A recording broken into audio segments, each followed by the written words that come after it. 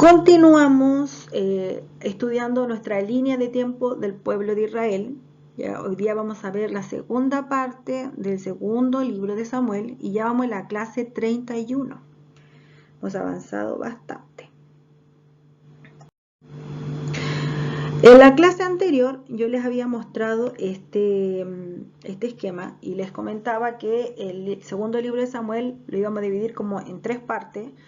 Que la primera parte iba a ser como del capítulo 2 al capítulo 10 aproximadamente, y vamos a ver cómo la vida, ya el reinado de David iba a ir como en aumento, increciendo, como se dice, para arriba, ya iba a ir subiendo, iba a ir de bendición en bendición, iba a tener una temporada de éxito y de bendición, ya la vida de el rey David.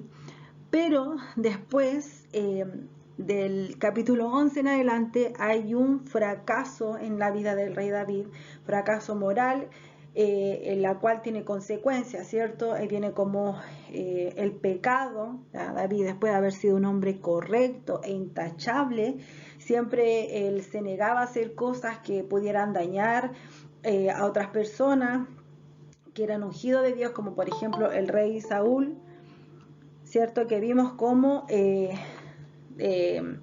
David siempre se negó, aunque muchas veces pareciera como que Dios le entregaba en sus manos a rey Saúl para matarlo. Así todo, David no ponía su mano en contra de este rey porque él entendía que era un ungido de Dios. Entonces su vida iba en aumento, ¿cierto? La vida de del rey David, el reinado del rey David va como en aumento, y del capítulo 11 en adelante, ¡pum!, se manda, como diríamos al buen chileno, una embarrada, y empieza entonces a haber un fracaso moral y empiezan a haber consecuencias a causa del pecado.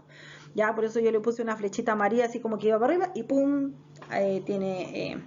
termina como con un golpecito en rojo. Esa es mi imaginación por lo menos. Y después este libro concluye, del capítulo 21 al capítulo 24, concluye con una reflexión sobre las cosas buenas y las cosas malas que pasó el rey David, y también vemos cómo se genera una esperanza de un futuro rey o de un rey venidero que viene directamente del linaje del rey David, ¿cierto? Lo que vendría siendo nuestro amado Mesías. Entonces nosotros en la clase anterior vimos del capítulo 1 al capítulo 6 y ahora vamos a ver hasta el capítulo 12. En el capítulo 7 ya nosotros vemos acá un pacto del Señor con David, ya el pacto renovado de Dios con David. Y aquí David va hasta el profeta Natán y le dice: mira, ¿sabes qué? Yo vivo en una casa de cedro, vivo súper cómodo, pero Dios vive entre cortinas. Recuerden de que hasta ahí nosotros teníamos el arca del pacto, que simbolizaba la presencia de Dios, ¿cierto?, en la tierra, y estaba siempre dentro de las cortinas porque había un tabernáculo. Hasta ahí todavía no existía el templo, ¿cierto? Entonces hasta ahí lo que teníamos era el tabernáculo, que esto se movía y eran hechos de tela, ¿cierto?, de cortinas. Entonces le decía: yo vivo en una casa de cedro, todo bonito, todo un palacio, en cambio Dios vive entre cortinas. Entonces le dice al profeta Natán: ¿qué tal si le hago una casa? Ya, entonces el rey David le preguntaba a Natán si él podía entonces construirle un templo o construir una casa para Dios, y él le dijo: claro, hazlo nomás, si Dios está contigo, así que hazlo como tú quieras. Pero hasta ahí este profeta Natán se había dejado llevar como por el impulso humano, al ver de que siempre Dios respaldaba a David, pero no le preguntó directamente a Dios si quería o no la casa. Así que cuando ya se hizo de noche y el profeta se fue a acostar, él tuvo una visión y Dios le dijo: oye, momentito, no me preguntaste nada y le dijiste a David que hiciera nomás el tema de la casa, y no. Así que yo te voy a entregar un mensaje para él. Anda y dile a mi siervo David que así dice el Señor. Dice: ¿serás tú acaso quien me construye una casa para que yo habite? Porque el Señor no estaba de acuerdo con que David le construyera una casa o un templo hasta ahí. No estaba de acuerdo. Porque le dice: yo desde que saqué a mi pueblo de Israel desde Egipto, y lo trasladé por el desierto, he hecho 1000 cosas por él. Yo siempre he vivido entre cortinas, porque yo siempre he habitado en su casa, en su corazón, y yo he estado ahí presente en todo, y no necesito que me hagan un santuario, como una tienda o algo, de ninguna manera. Yo lo único que quiero es que David entienda de que yo seré quien a él le construya una casa, y que le dé también un linaje, y empieza a Dios como a entregarle un mensaje a Natán para el rey David. Entonces fue Natán a entregarle a David el mensaje que Dios le había mandado al siguiente día, y le dijo: no le vayas a construir nada, porque Dios me entregó este mensaje para ti. Y él dice que él te sacó del redil para que en vez de cuidar ovejas, gobernaras a su pueblo de Israel. Entonces Natán empezó a entregarle este mensaje que Dios tenía para él, y le dice... también dice que él va a designar un lugar ya para que el pueblo de Israel se pueda plantar, ya para que pueda tener como un dominio, para que pueda tener ¿cómo se llama esto? Para que pueda haber un linaje. O sea, él iba a dar como, lo iba a poner sobre las naciones. O sea, él no iba el pueblo de Israel no iba a pasar como desapercibido, sino que Dios lo iba a plantar sobre naciones, que Dios lo iba a poner en alto. Y que ya no iban a tener que ellos estarse preocupando si alguien los va a atacar o no los va a atacar, como estar, como se dice, al sobresalto, que estar ahí como a la defensiva, sino que el Señor le iba a entregar a sus enemigos como bajo los pies, y que ya no iban a vivir nunca más oprimidos, sino que el pueblo de Israel iba a ir de victoria en victoria. Entonces Dios le entregó este mensaje a través de Natán, y le dice que cuando tu vida llegue a su fin y vayas a descansar entre tus antepasados, yo pondré en el trono a uno de tus propios descendientes y afirmaré su reino. Será él quien construya una casa en honor de mi nombre, y yo afirmaré el trono de su reino para siempre. Estos versículos que yo le puse acá, donde Natán le está entregando una palabra que Dios le dio al rey David, le está hablando acá de uno de sus hijos que hasta ahora todavía no nacía, ¿cierto? O sea, estaba hablando, le estaba realmente entregando una profecía de algo que iba a pasar. El rey David iba a tener en algún momento un hijo que iba a ser Salomón, y de ahí en adelante iban a irse cumpliendo estas promesas que le estaba entregando Dios ahora. Recuerden que Salomón fue el primero en construir un templo para el Señor, pero hasta aquí, al menos a David, Dios le dijo: no quiero un templo, no quiero una casa, porque yo moro. Hasta ahora he morado directamente entre ustedes. Para ti a lo mejor fue entre cortinas, pero para mí ha sido vivir en medio de mi pueblo. Entonces después David lo que hace una oración a Dios, ya por todo lo que Dios le había estado diciendo, y David es como que tú me has entregado como tantas cosas buenas, tantas promesas, has hecho que yo, a lo mejor de haber sido un pastor de ovejas, ahora estoy en cosas importantes, has hecho de mí algo grande, siendo que yo era a lo mejor insignificante para muchos. Yo a lo mejor fue el último de mi familia, pero tú me has hecho llegar lejos. Y él empieza a orar al Señor y le empieza a agradecer, y le dice: ¿qué más podría yo qué más te podría decir yo a ti que tú no sepas, si tú lo sabes todo? Tú has hecho grandes cosas en mi vida, has hecho grandes maravillas, todo lo que tú has dicho, todas las palabras que tú has dicho se han cumplido, se han ido cumpliendo en mi vida. Entonces como que esta es una oración de gratitud de David hacia el Señor, pero también así como exaltando las maravillas que Dios ha hecho, ya, exaltando a Dios de quien ha sido Dios para la vida de David. Y en esta oración que también David hace, él como que reafirma su pacto ya con Dios. Si bien Dios es el que pacta con nosotros, y él dice: bueno, ahora yo haré un pacto contigo toda vida, aquí él dice, es como que yo como tu siervo, como voy a seguir firme ante tus promesas, voy a ser fiel ante todo lo que tú me digas.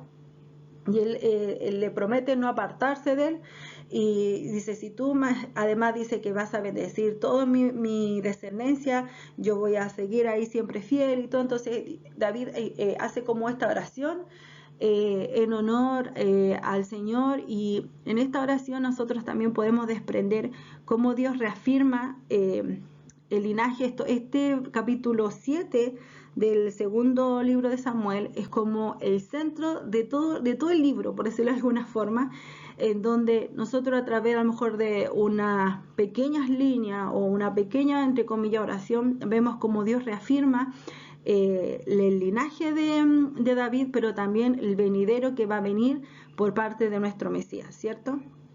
Así que esta oración es muy bella. Ya, entonces, en este capítulo 8, nosotros vemos cómo David derrota y somete a los filisteos, y al conquistar Gad, y también él a los moabitas. Ya, aquí lo que hace David es conquista la tierra de Moab, y él lo que hace es, hace que la gente se acueste en el suelo, que haga como una fila y se acuesten en el suelo, y hace con una soga como que los va midiendo y los separa por grupo.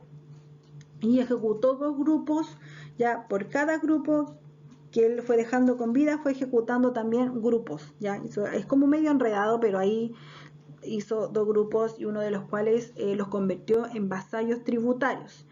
¿Qué es un vasallo tributario? Es como un estado, ya que está bajo la soberanía de otro rey, por a lo mejor que tenga un gobernante y todo, pero otro rey de otro lugar como que los somete. Entonces David lo que hace con este grupo de moabitas que quedó con vida, los convirtió en sus vasallos tributarios. Después también David aquí, después entonces también David destruyó las fuerzas de Hadad-Ezer, y este era hijo de Rehob, ya que era el rey de Soba. Y cuando Hadad-Ezer comenzó a marchar ya para fortalecer el control de ahí todo el río Éufrates, tener todo su control, David, ¿qué es lo que hizo? Capturó 1000 carros de guerra, ya 7000 conductores de los carros de guerra y 20.000 soldados de infantería, y los lició, ya le lició los caballos, los tiró y todo, excepto los necesarios para poder tener 100 carros de guerra. Entonces, cuando los arameos de Damasco, ya los arameos ahí de Damasco, llegaron para ayudar al rey Hadad, David mató también a 22.000 de ellos, y luego puso a varias guarniciones militares de ahí de Damasco, que es la capital de los arameos, capital aramea, y los arameos entonces se convirtieron en los súbditos de David y comenzaron entonces a pagar tributo. Entonces también había un grupo de vasallos tributarios, aquí el de los habitantes de Damasco. Después,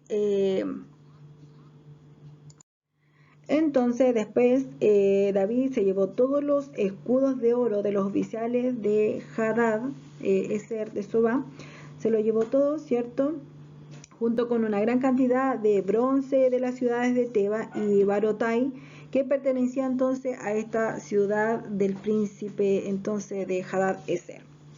Después, cuando el rey Tois, que era de Amad, se enteró de que había destruido todo el ejército de Hadad-Ezer, ya le tenían mala, envió entonces a su hijo Joram para que felicitar al rey David por esta exitosa pelea, esta exitosa campaña, y le mandó entonces muchos regalos de plata y de oro, y el rey David decidió que había que dedicar entonces estos regalos que le habían mandado, ¿ya? Y él lo que hizo entonces, dedicó estos regalos al Señor, así como lo hizo con la plata y el oro de las demás naciones que habían derrotado. Después, la fama ya de David fue creciendo cada vez más, fue en aumento ya por todo lo que estaba haciendo. Entonces, cuando regresó victorioso del Valle de la Sal, donde había aniquilado a 18.000 edomitas, también puso guarniciones en Edom y las estableció por todo el país. De modo que los edomitas pasaron a ser vasallos tributarios de David también. Entonces, todas sus campañas el Señor las respaldaba y le daba la victoria a David, y David reinó sobre todo Israel, ¿cierto? Y gobernó al pueblo entero con justicia y rectitud. Eso es lo que dice este capítulo 8. En el capítulo 9 nosotros vamos a ver la vida de David y de Mefiboset. Ya nosotros anteriormente vimos un versículo donde nombrábamos la vida de Mefiboset como la nodriza o la niñera de Mefiboset había salido corriendo con este niño cuando tenía 5 años a causa de enterarse que había muerto Saúl y Jonatán, el padre de Mefiboset. Entonces la nodriza sale huyendo con este niño y el niño queda lisiado de los pies, ¿cierto? Entonces nosotros vimos anteriormente un versículo, ¿cierto? Que estaba ahí entre medio, escondido, pero más allá no vimos nada más hasta ahora recién, el capítulo 9 de 2 de Samuel, donde podemos ver un poco más detallada la situación, la vida de Mefiboset, ¿cierto? Cuando David, él preguntó si es que quedaba algún familiar de Saúl vivo, ya porque él quería hacer misericordia, él quería poder cumplir la promesa que en algún momento había hecho con Jonatán. Recuerdan que en el primer libro de Samuel, capítulo 20, versículo 42, David y Jonatán hacen un pacto de que si uno de los dos falta, el otro se va a hacer cargo de la familia, ya que ellos van a estar unidos para siempre. Entonces David mandó a llamar a Siba y Siba le dio la noticia de que sí existía un pariente y que era precisamente hijo de Jonatán, justo de su amigo, pero que era lisiado de ambos pies y este hombre ya vivía en Lodebar. Y Lodebar significa terreno seco, terreno de lodo, terreno sin pasto, ya tiene como eso significado, como terreno baldío, es como que viviera en un terreno pelado, en un baldío, una cosa así. Y este joven se llamaba Mefiboset. Ya yo he escuchado que algunos dicen, cuando David hizo misericordia con Mefiboset, era un niño, tenía 5 años, porque se quedan con la edad que sale en unos capítulos más atrás. Pero desde esa situación hasta ahora, han pasado alrededor de 20 años, por lo tanto, este joven ya no es un niño, sino que tiene entre 25 a 30 años aproximadamente, ¿cierto? Y este joven ya que vivía en este Lodebar, en este lugar que se llama Lodebar, eh, este lugar ustedes tienen que tener claro, como yo les decía, que era un lugar seco, un lugar como sin vida, como sin pasto, muerto, y él vivía ahí, refugiado en la casa de un vendedor. Ya no se habla más de la niñera, sino que él se habla que está viviendo aquí, vive en la casa de un vendedor, vive en este lugar, y aquí llegan todos los que son perseguidos por la ley, los que están endeudados, los que son perseguidos por su enemigo, los que están enfermos y tienen alguna discapacidad. Entonces Lodebar vivía en medio de personas que no tenían una buena vida. Por lo tanto, él tampoco tenía una buena vida. Entonces yo creo que aparte de tener su discapacidad en las piernas, también había una discapacidad como en sus recuerdos, en su corazón, y era una discapacidad más que nada como emocional. Entonces yo me imagino, y esto es muy mío, muy de Tucci, es como un paréntesis que yo hago, yo imagino que este joven, cuando era pequeño, cuando tenía 5 años, él vivía una vida a lo mejor llena de comodidad, aparte era niño, corría, jugaba, no sé qué. Yo tengo un sobrino que tiene 5 años, que es Benjamín, y él es un loquillo, siempre está haciendo cosas, corre, salta, anda en bicicleta, busca, yo digo el peligro, porque siempre anda haciendo una que otra cosa, tiene muchos amigos, se va a las casas de sus amigos a jugar, porque viven en un lugar donde hay muchos niños, entonces él es feliz, juega, pero yo imagino a Mefiboset así, un niño de 5 años, revoltoso, intranquilo, juguetón, que le gustaba salir, correr, a no hacer mil cosas, y de un día a otro una mujer que era que lo cuidaba sale corriendo con él y él se cae y tiene esta discapacidad de sus pies. Tiene que haber también que ha habido como un antes y un después, porque no es que él nació así, sino que a causa de un accidente él comenzó a tener una vida más complicada. Y él no estaba rodeado de gente que lo alentara, estaba rodeado de gente que estaba enferma igual que él, que estaban endeudados, de gente que eran perseguidos por el enemigo, entonces él no tenía una buena vida.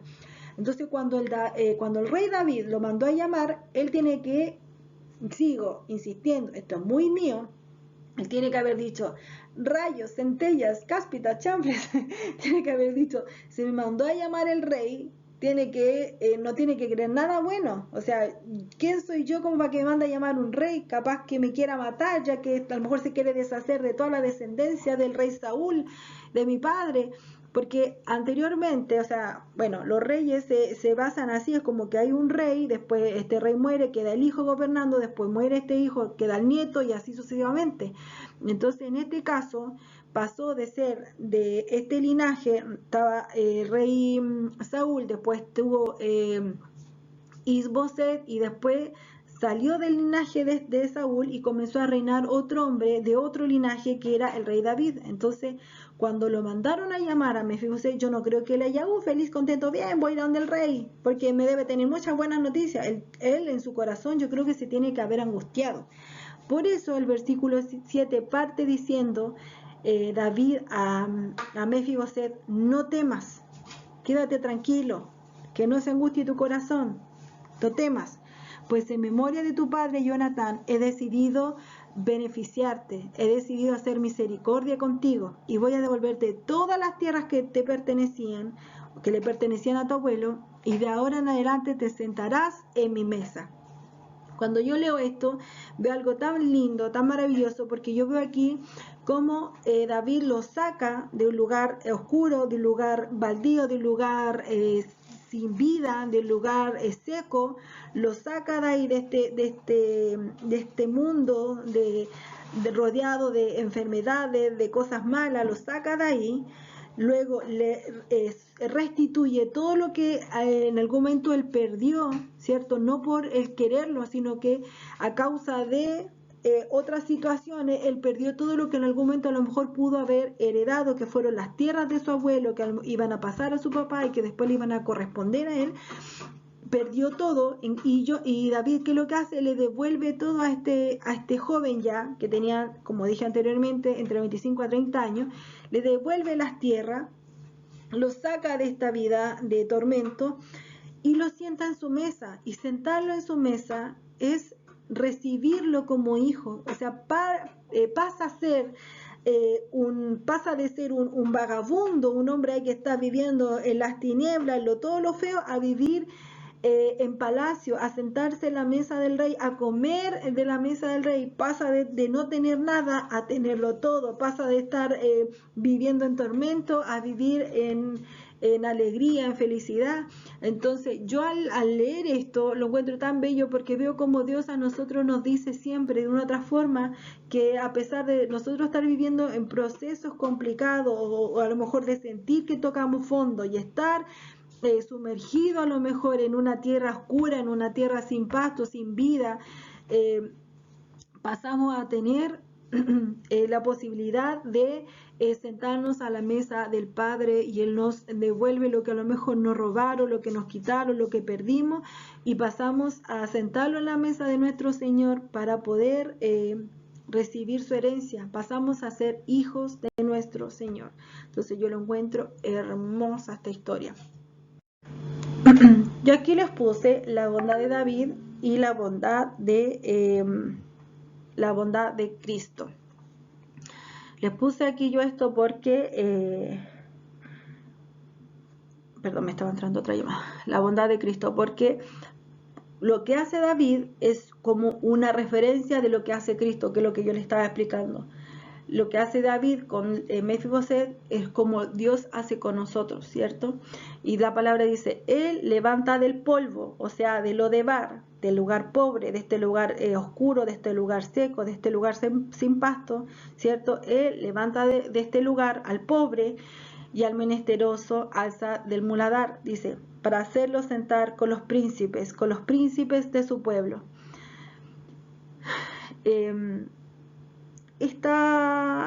Este versículo que yo les puse aquí, estos dos versículos, lo saqué del Salmos, ya de un Salmos, y no lo anoté aquí, ahora no lo recuerdo, pero lo voy a buscar, lo voy a poner, porque como yo les comentaba anteriormente, creo que es del Salmo 120, David muchos de sus salmos, ¿cierto?, los escribe a medida que pasan estas situaciones Entonces, él en este salmos, que es un salmo cortito, él exalta el nombre del Señor, exalta lo bueno que es, pero él en este salmo hace referencia a esta situación que pasó aquí con Mefiboset. Dice, él, el Señor, es quien levanta del polvo al pobre, o que saca de esta tierra seca, de lo de bar al pobre, en este caso a Mefiboset, y al menesteroso alza del muladar para hacerlo sentar con los príncipes, ya, con los príncipes de su pueblo.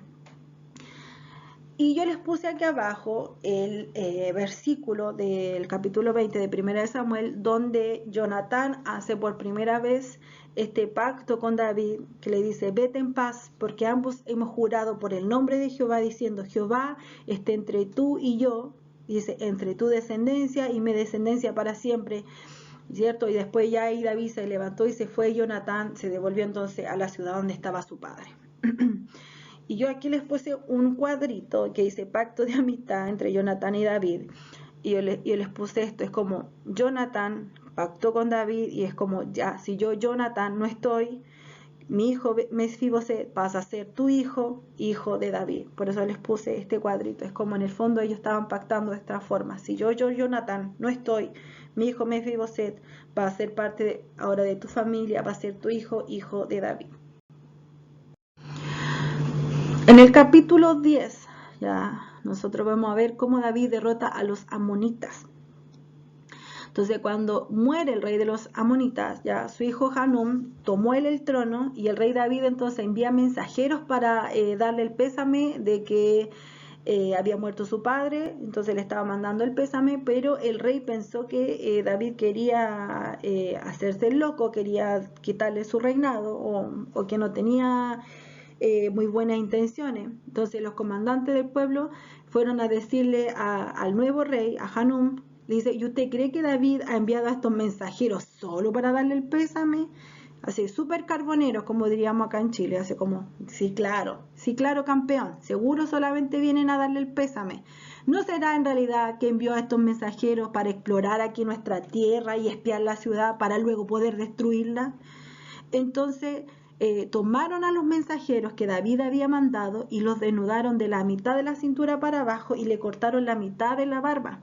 Ya para esto, para el pueblo de Israel, mostrar su desnudez y cortar su barba era algo terrible. Entonces, cuando David se enteró de esta situación, primero dijo a sus hombres que no volvieran hasta donde él estaba hasta que ya le creciera su barba. Pero sí, David se ofendió mucho por lo que habían hecho estas personas. Entonces contrató 20.000 soldados arameos o sirios, ya, de la infantería y a 13.000 hombres de Maca y de Tob, ya para pelear contra el ejército, ya para pelear contra este rey y su ejército que lo habían ofendido de esta forma. Entonces Joab y Abisai encabezaron las tropas de David. ¿Ya? Nosotros igual estudiamos quién eran estos personajes, que lo estuvimos viendo capítulos más atrás. ¿Ya? Entonces estos personajes entonces encabezaron las tropas ya de David y se fueron en contra de los arameos o de los sirios y de los amonitas. ¿Ya?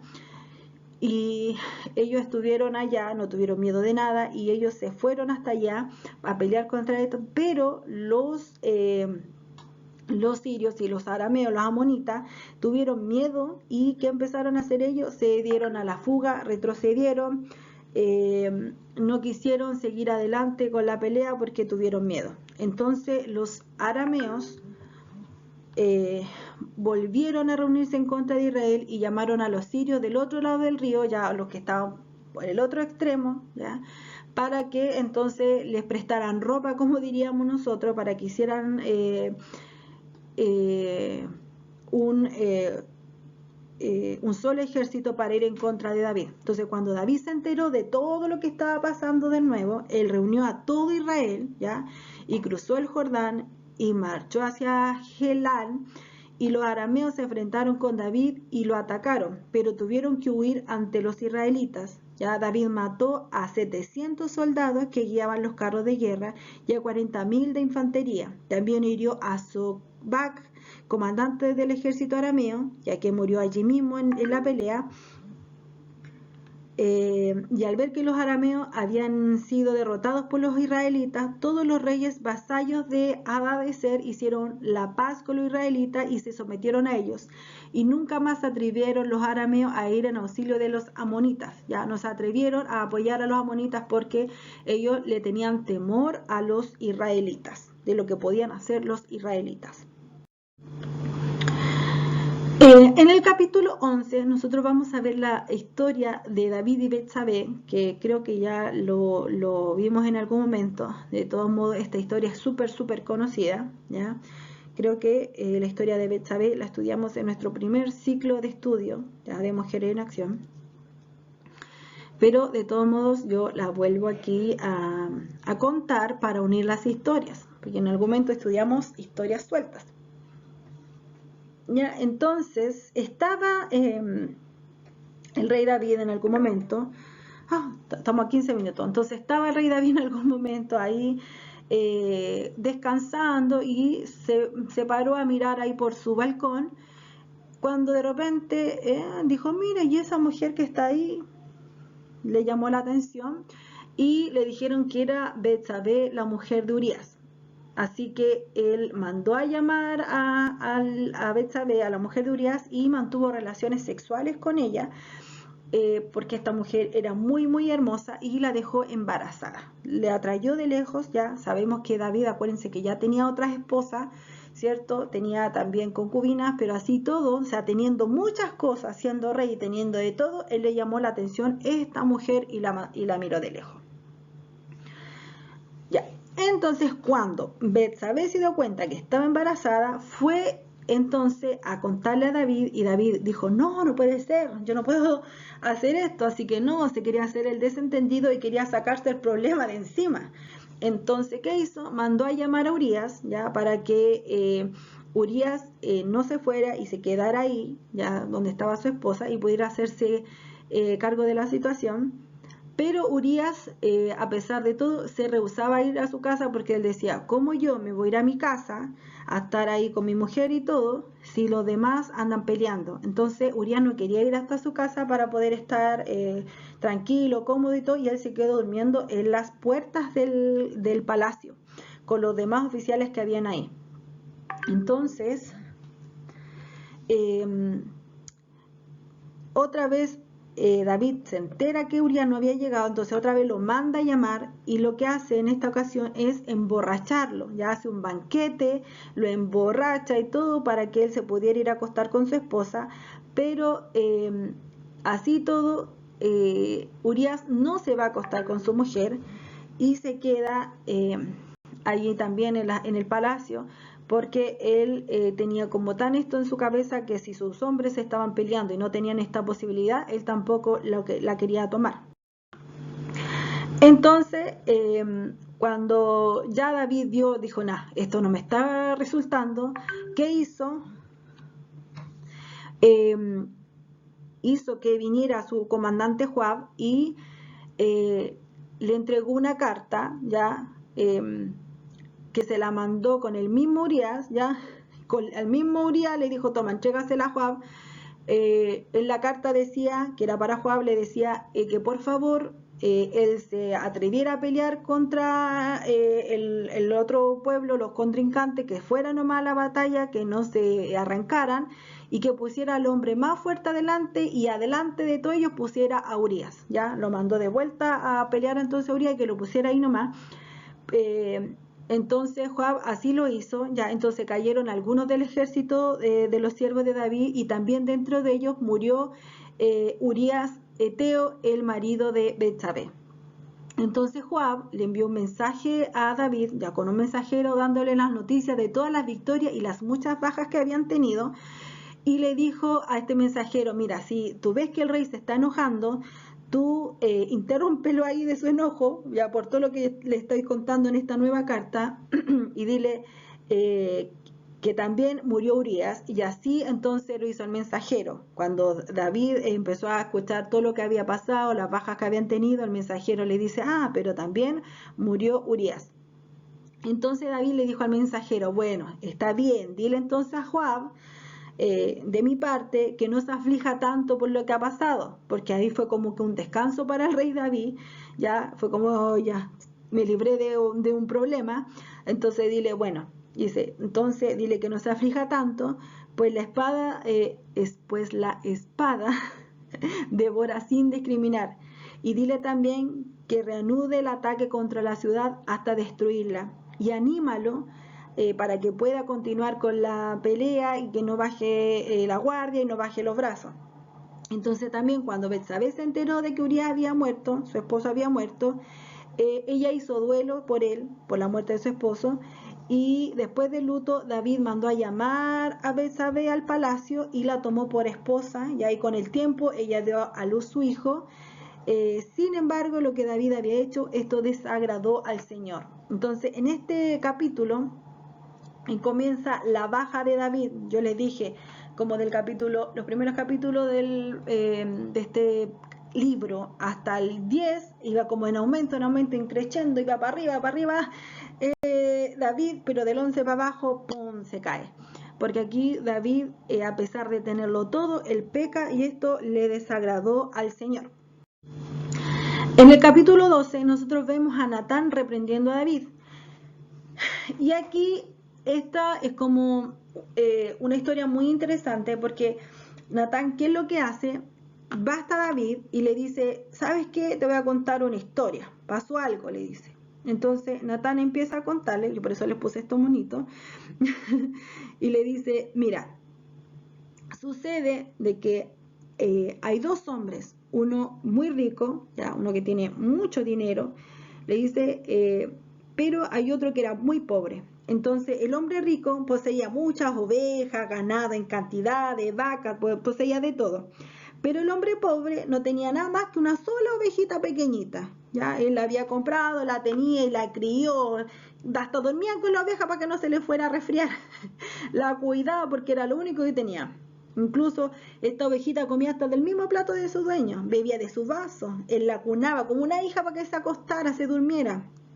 Entonces le dice, mira, un día, empieza Natán a contarle a David, dice, entonces un día el hombre rico le llega una visita a su casa.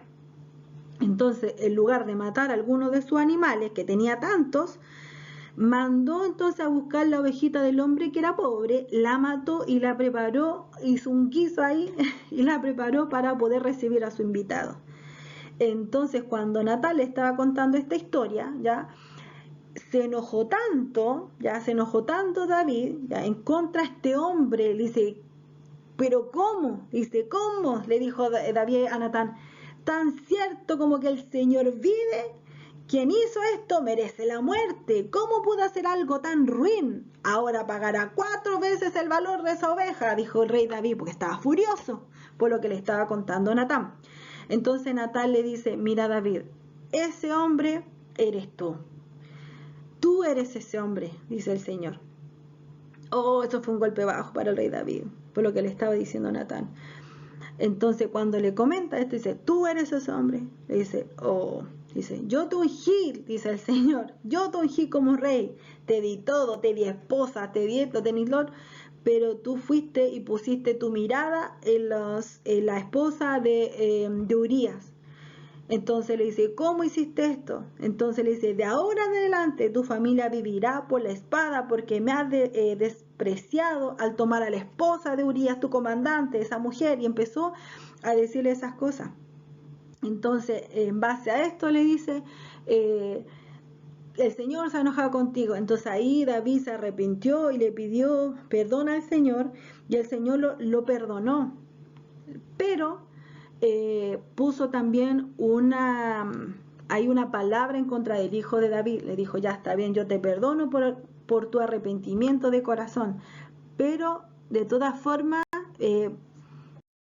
a poner aquí, de todas formas, aparte de a pesar, perdón, de que Dios perdonó el pecado de David, vino una sentencia a causa del pecado, ¿ya? Y fue de que el hijo de David, que tenía con Betsabé, que era pequeño, ya un bebé recién nacido en ese tiempo, enfermó. Entonces David él comenzó a ayunar, no se lavaba, no se vestía, o sea, no hacía nada, él estaba ayunando y estaba tirado en el suelo pidiendo a Dios que por favor no se llevara a su hijo, que se dejara a su hijo con vida, y estaba ahí él, y resulta que pasaron 7 días y el niño murió, ¿ya? Y los oficiales de David no hallaban cómo decirle a David que el niño había muerto.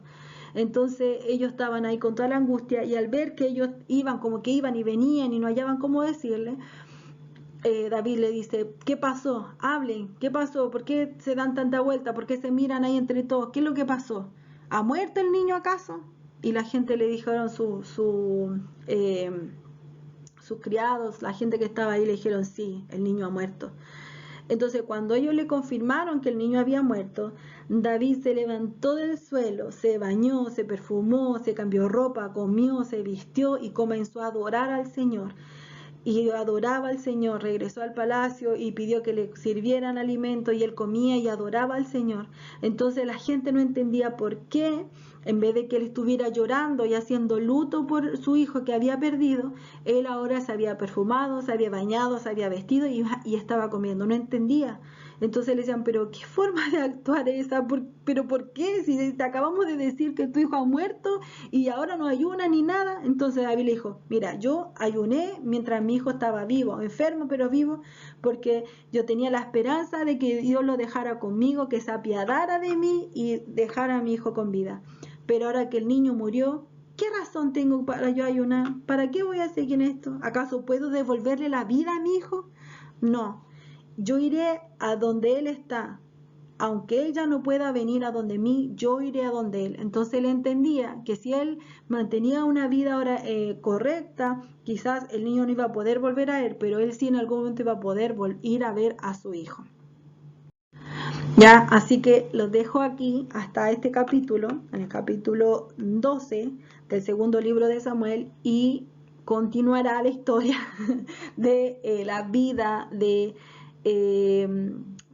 rey David en la siguiente clase. No se pierdan la siguiente clase, próximo miércoles, conéctese, visite nuestra página de YouTube, ahí están nuestras clases grabadas. Así que visite nuestro canal de YouTube de Mujeres en Acción. Y nos vemos entonces el próximo miércoles.